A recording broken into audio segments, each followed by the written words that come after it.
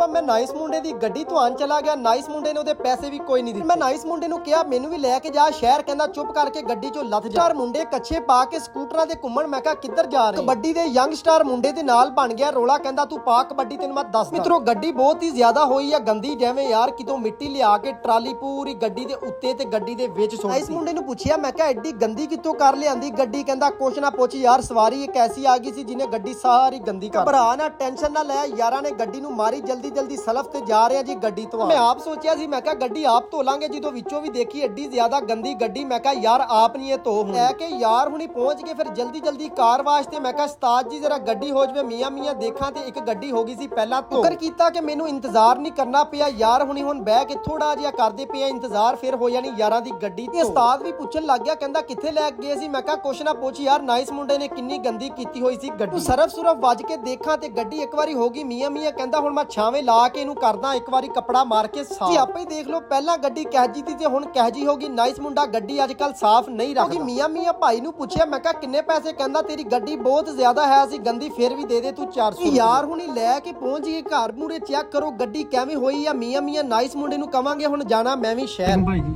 ਵਾਲੇਕੁਮ। ਸਮਝਾ ਨਹੀਂ ਯਾਰ, ਸਮਝਾ ਨਹੀਂ ਯਾਰ, ਮੈਂ ਇਕੱਲੇ ਨੇ ਜਾਣਾ ਯਾਰ। ਉਹ ਸਮਝਿਆ ਕਰ, ਮੈਨੂੰ ਕੰਮ ਆ ਯਾਰ। ਸਮਝਾ ਉੱਧਰ ਯਾਰ ਮੈਂ ਜਾਣਾ ਜਲਦੀ ਕਰ। ਉਹ ਯਾਰ ਲੱਥ ਜੰਨਾ। ਅੱਛਾ ਇਹਨੂੰ ਕੰਮ ਹੀ ਪੇ ਰਹਿੰਦੇ, ਮਿਸਤਰੀ ਕਰੀ ਜਾਂਦਾ ਹਰ ਜਗ੍ਹਾ। ਇਹ ਪਿੰਡ ਦੇ ਵਿੱਚ ਜਿੱਥੋਂ ਲੱਭਦੀਆਂ ਸਭ ਨਾਲ ਮਸ਼ਹੂਰ ਜਲੇਬੀਆਂ। ਯਾਰ ਹੁਣੀ ਉੱਥੇ ਪਹੁੰਚ ਕੇ ਜਲੇਬੀਆਂ ਖਾਣ ਗਰਮਾ ਗਰਮ। ਚਲਾ ਉਹ ਡੱਡਾ ਡਾ ਜਾਈਦਾ।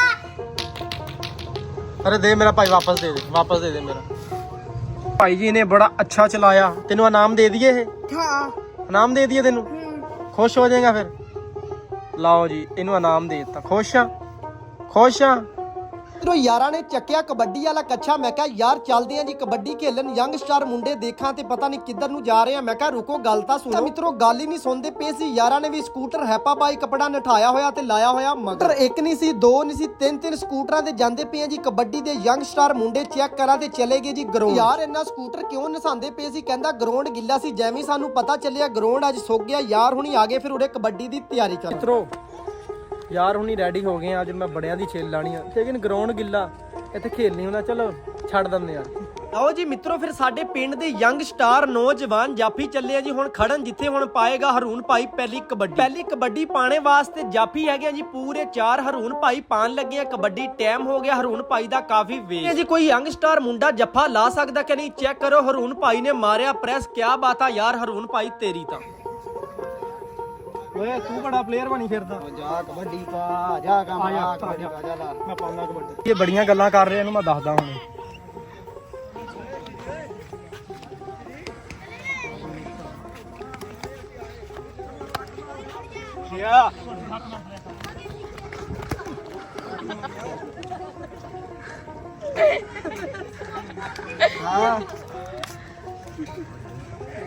ਕਬੱਡੀ ਉਦੋਂ ਮੈਂ ਨੱਸ ਗਿਆ ਸੀ, ਮੇਰਾ ਬਸ ਪੈਰ ਫਿਸਲਿਆ। ਤੁਸੀਂ ਇਹ ਨਾ ਕਿਉਂ ਯਾਰ ਮੁੱਕੀ ਪਈ ਐਮ ਹੋ ਗਿਆ ਸੀ ਕਾਫੀ। ਯਾਰਾਂ ਨੇ ਨਲਕੇ ਤੇ ਹੀ ਲਾਈ ਤਾਰੀ ਬਾਹਰ ਹੀ। ਮੈਂ ਕਿਹਾ ਉਰੇ ਹੀ ਨਹਾ ਕੇ ਚੱਲਦੇ ਆ ਘਰ ਨੂੰ। ਬੜਾ ਕਬੱਡੀ ਦਾ ਪਲੇਅਰ ਬਣਿਆ ਫਿਰਦਾ, ਮੁੱਕੀ ਪਈ ਉਹ ਗਿਆ।